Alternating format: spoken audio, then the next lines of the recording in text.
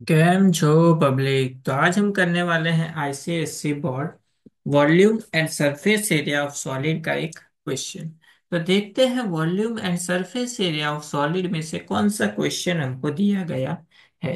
तो हमारे पास क्वेश्चन है कुछ ऐसा।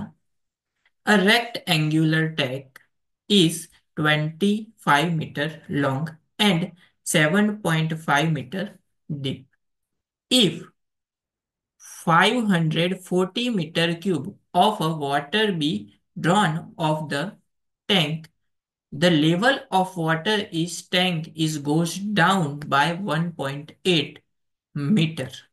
Then calculate the width of the tank and the capacity of a tank. अभी यहाँ पे हमको दिया क्या हुआ है कि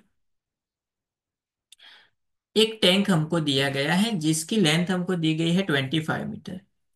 वो डीप कितना है? 7.5 मीटर डीप है। उसकी साइज इतनी है।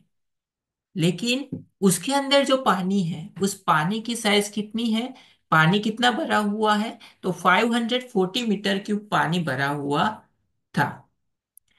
तो अगर पानी जो है भरा हुआ था उसमें से अगर हम water be drawn off the tank, the level of water tank goes down। अगर पानी हमने इतना पानी जो एक्चुअल पूरा भरा हुआ था उसमें से इतना पानी निकाल दिया तो पानी जो है वो कितना डाउन चला जाएगा? डीप चला जाएगा, 1.8 मीटर डीप चला जाएगा एक्चुअल लेंथ से। तो उसका जो है वो सबसे पहले विड्थ हमको फाइंड आउट करना है, यानी कि ब्रेथ उसकी हमको फाइंड आउट करनी है। चलिए देखते हैं कैसे करते हैं। सबसे पहले तो यहाँ पे हमको तीन चीजें दी हुई है। ये है वाटर टैंक की लेंथ, एल हमको दिया गया है 25 मीटर। ब्रेथ जो है वो तो हमको फाइंड करनी है, वेट हमको फाइंड आउट करनी है।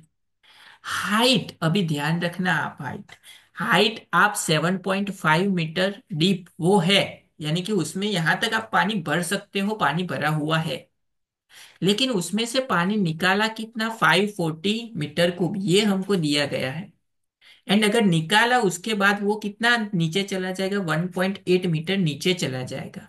तो हाइट आपको कौन सी कंसीडर करनी है यहाँ पे? 1.8 मीटर हाइट कंसीडर करनी है, क्योंकि ये जो है वो निकाले हुए पानी का वॉल्यूम हमको दिया गया है उसकी वजह से। अभी तीन चीजें तो टोटल हो गई। अब वॉल्यूम की फॉर्मूला सिंपल है। फर्स्ट क्वेश्चन जो है उसमें volume of tank is equal to क्या होता है? L into B into H. Volume कितना है? 540। तो 540 यहां पे रख दिए, is equal to L, length उसकी कितनी है? 25, इंटू बी तो हमको फाइंड करना है, हाइट कितनी है? 1.8 यानी कि 18/10। तो ये दोनों क्रॉस मल्टीप्लाई हो जाएंगे। Therefore B is equal to 540, 10 यहाँ पे मल्टीपल में, तो multiply with 10 divided by 25 into 18। अगर हम 54 को 18 से डिवाइड करेंगे तो हमको मिलेगा 3। तो ये मिल गया हमको 3। इसको हम ऐसा लिख सकते हैं 5 इंटू 5, ये कैंसिल आउट हो जाएगा 2 से।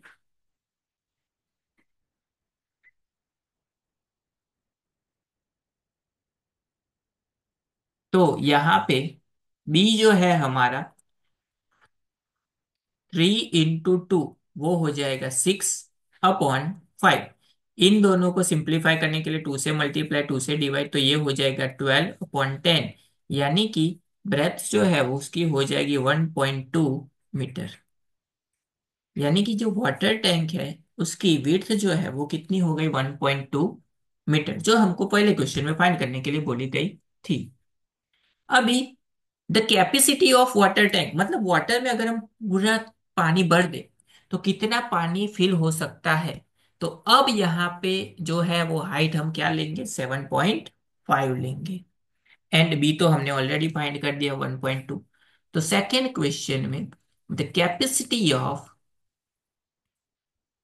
Tank that will be L into B into H. L जो है उसकी वैल्यू क्या है? 25, इनटू ब्रेथ, वो हमने क्या फाइंड आउट की थी 1.2 यानी कि 12/10, इनटू हाइट, हाइट क्या कंसिडर करनी है 7.5, इसका मतलब 75/10। इसको आप कैलकुलेट अगर करेंगे तो आपको आंसर मिलेगा 2250 मीटर क्यूब, यानी कि उस टैंक में आप इतना पानी भर सकते हो। तो सबसे पहले हमने क्या किया, क्वेश्चन को समझा, उसके ऊपर से बी फाइंड किया, एंड बी को यूज करके हमने total capacity of tank find कर लिया।